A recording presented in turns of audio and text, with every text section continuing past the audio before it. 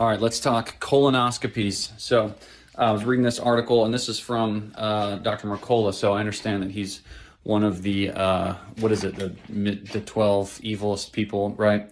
No, he's not. That was all a big giant lie, right? But so this is on colonoscopies. There's 16.6 million colonoscopies done every year, right? 0.2% to 5% lead to a perforation of the colon during the exam. Now, if you look at the numbers of that, that's somewhere between 35-ish thousand and 820,000 people have a perforation of their colon in a colonoscopy, a routine exam. That is widely recognized as a serious complication associated with high morbidity and mortality rate.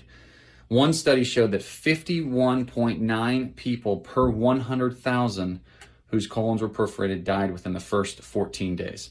Now, I've talked to many people here in our office that either them or their family members had colonoscopies, and it ended up either nicking their colon and having to have a colectomy, like part of their colon was removed, and they had to sew it back together and spent 6 months in the hospital. Had another one that literally they perforated through and pierced their spleen. Like, what in the world is actually going on here? So when you think like, oh, I'm just going to go in for my nice colonoscopy, no. Like, this is a highly dangerous procedure. Now, I get it that if you're worried about colon cancer or whatever, look at the risks. They don't tell you this stuff. They just tell you it's a normal procedure and whatever, and your insurance is going to pay for it or something like that.